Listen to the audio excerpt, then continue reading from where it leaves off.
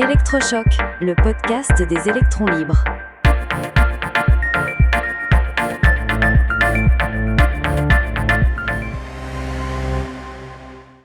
L'illusion du paradis perdu.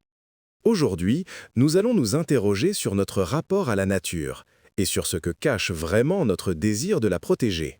C'est une question qui semble simple en apparence, mais qui est en réalité d'une complexité immense. On parle souvent de protéger la biodiversité, mais on confond ce terme, qui est une mesure scientifique, avec l'idée de nature elle-même. Exactement. La biodiversité, c'est un peu le langage comptable du vivant. On classe, on mesure, on évalue. Mais la nature, c'est tout autre chose. C'est un concept chargé de nos émotions, de nos peurs, de nos espoirs. C'est un mot qui porte en lui une dualité fascinante. Pour certains, comme Rousseau, la nature est pure, bonne, un idéal à retrouver. Pour d'autres, comme Darwin, c'est un lieu de lutte, de compétition, d'adaptation constante. Et aujourd'hui, on sent bien cette ambivalence. On la voit comme un refuge, un havre de paix où se ressourcer. Et en même temps, on redoute ses colères, les tempêtes, les sécheresses. Elle est à la fois apaisante et terrifiante. On a l'impression qu'à mesure que les grandes religions traditionnelles perdent de leur influence, la nature vient prendre leur place.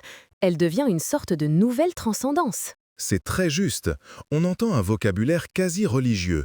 On parle d'équilibre, de pureté, de réparer le monde. Polluer devient un péché. On sacralise le vivant, Gaïa, le climat. Ce qui pose une question fondamentale. Si la nature devient un culte, peut-on encore la penser avec lucidité ? Le philosophe Clément Rosset disait que l'idée de nature exprime surtout les préférences de celui qui l'invoque. Elle devient un miroir de nos propres désirs. Et ce miroir se reflète dans nos choix de protection. On choisit ce qu'on protège. On se mobilise pour le panda, la baleine, l'abeille, des espèces qui nous touchent, qui nous semblent belles ou utiles. Mais qui se soucie de la vipère, du moustique ou de milliards de bactéries qui font un travail essentiel mais invisible ? On dessine une sorte de hiérarchie sentimentale du vivant basée sur l'émotion, l'empathie, la beauté. C'est une hiérarchie très humaine finalement. Le philosophe Peter Singer a proposé d'étendre notre considération à tout être capable de souffrir. C'est une idée puissante, mais qui nous mène très loin. Doit-on alors se préoccuper du sort de la punaise de lit ?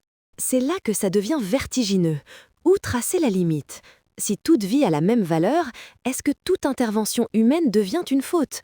On risque de basculer dans une forme de culpabilité universelle. D'autant que notre histoire avec la nature n'a pas toujours été celle d'une protection, mais d'abord celle d'un affrontement. Pendant des millénaires, survivre, c'était se protéger de la nature, du froid, de la faim, des prédateurs. C'est vrai, on l'oublie souvent. L'agriculture, le feu, les outils, la médecine, tout cela a été une manière de dompter un environnement qui était souvent hostile. Ce qu'on appelle aujourd'hui domination a d'abord été une condition de survie. Et cette longue conquête a peut-être créé une distance. On a fini par se penser comme extérieurs à la nature, comme si nous étions d'un côté et elle de l'autre. Alors que nous en faisons partie intégrante. Nos villes, nos champs, nos créations ne sont-ils pas d'une certaine manière des expressions de la nature ? La toile de l'araignée ou le barrage du castor sont considérés comme naturels. Pourquoi nos propres constructions seraient-elles fondamentalement anti-nature ? C'est une perspective intéressante.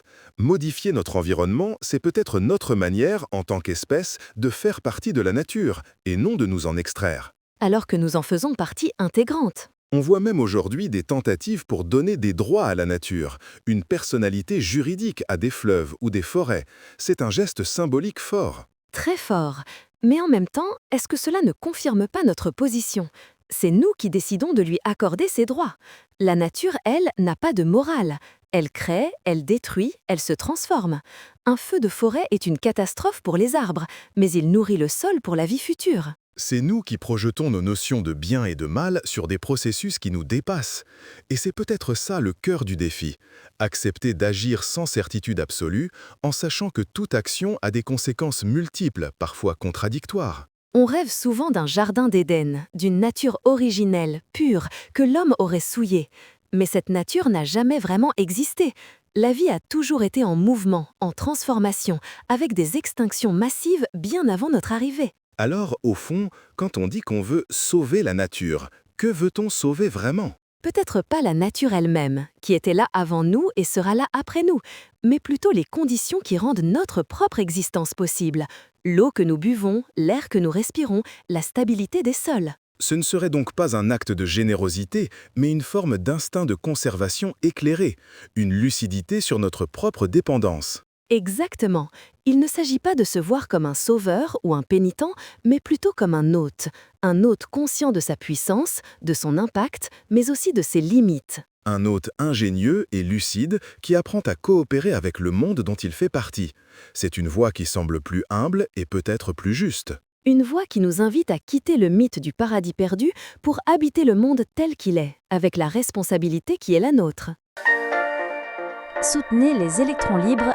Abonnez-vous sur lel.media.